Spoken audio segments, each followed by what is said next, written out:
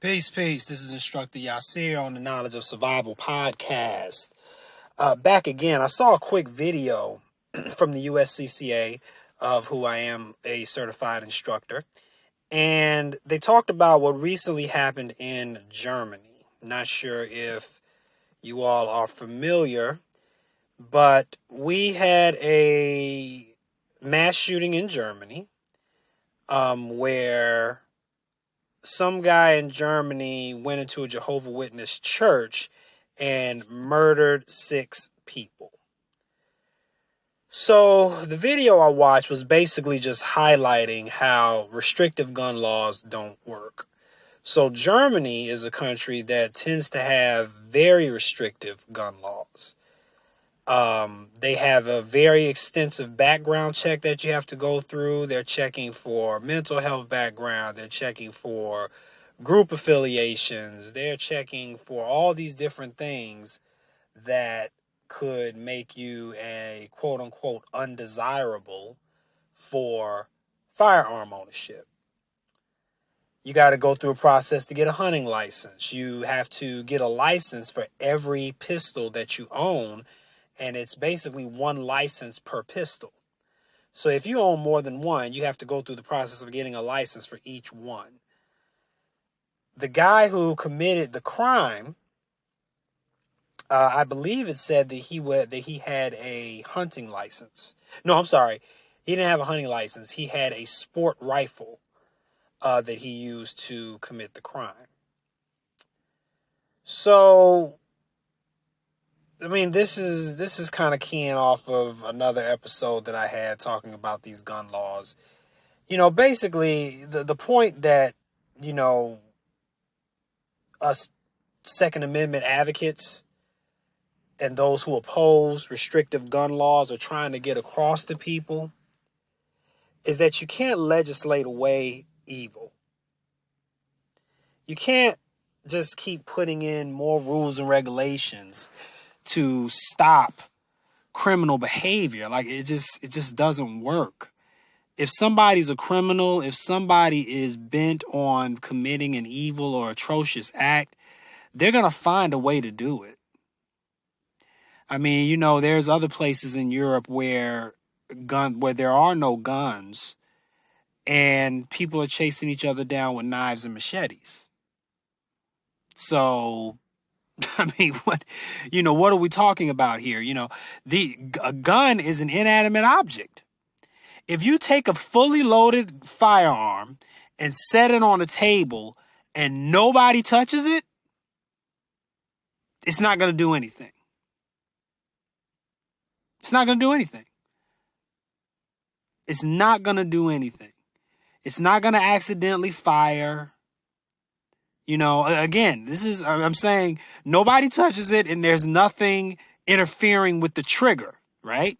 So, I mean, let's not be, ridiculous here. So, guns are an inanimate object. It's not going to automatically go off and just start firing on people. It takes somebody to manipulate that gun, a person that causes it to fire and do damage. So you just can't keep with these. So these gun laws that, the United States is trying to push right now, I'll mostly say probably this is coming from the Democratic Party, but the Republicans kind of engage in this too. So, who knows? You know what I mean? But these laws they're trying to push, it's not in the best interest of us. It's not. It's not in the best interest of American citizens. It's not going to stop crime out here. Most of the guns that criminals have are illegal. Matter of fact, I think on the last episode that I did, or episode from a couple days ago, when I was going through this article that I read, it talked with the criminals that killed police. I believe 100%, if I'm not mistaken. Was it 100%? I'm pretty sure it was 100%. If it wasn't 100%, it was very close, but I think it was 100% of these firearms were not legally owned. Okay? So you can't say that firearm ownership is the problem or guns are the problem. You just can't say that, because that's obviously not the case. I mean, you've got a situation in Germany where they have these super strict gun laws. You got to jump through all of these hoops in order to get a firearm. And you still have a situation with a guy going into a church and murdering 6 innocent people. So, I mean, another piece that this brings to my mind is who's going to protect you? Think about that. Who's going to protect you and your family? Whose responsibility is that? Is it the police? No, it's not the police. The police's job is to protect property. The police's job is not really to protect you. I mean, think about it. How often are police actually there to stop an incident from happening? I mean, seriously, think about it. And this is not me coming at police. I know that there are some genuinely solid police out there who became an officer because they sincerely wanted to help people, and they're really out there trying to make a difference. I know that there's officers out there like that. So I'm not. This is not me coming at officers. This is just a general statement of fact, guys. How many times is an officer there when the situation actually happens?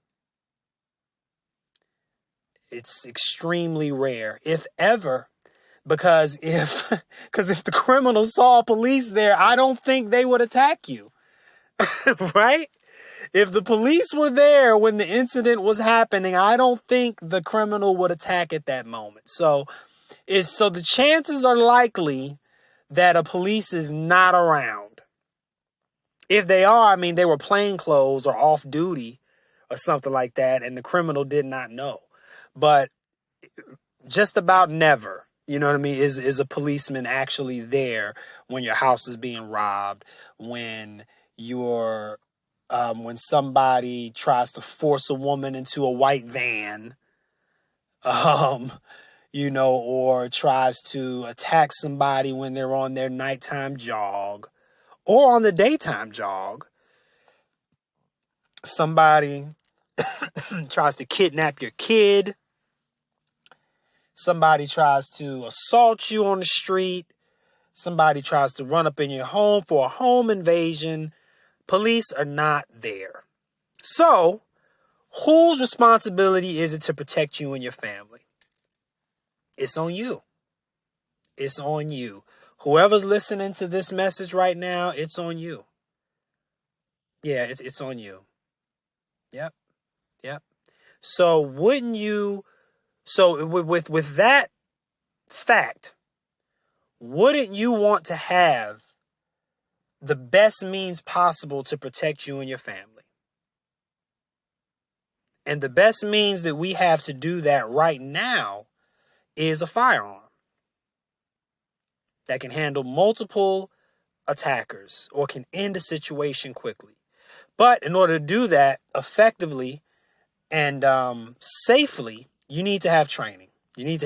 Guys. So if you are anywhere in Northwest Indiana listening to this, come and see me. I'm running classes out of the Dean and Barbara White Center in Maryville, Indiana. Soon I'm going to be doing some classes online, so you'll be able to find me there. But get some training, guys. Get some training locally. If you're ready for that, get yourself to the range, get into a gym. My message is always the same. When in doubt, train. So, because it's on you, guys. Your protection is on you. You can't legislate away evil. These restrictive gun laws are not going to stop crime. The crime and evil people are still going to be out there, and it's our job to be the protectors. All right, guys. When in doubt, train. Peace.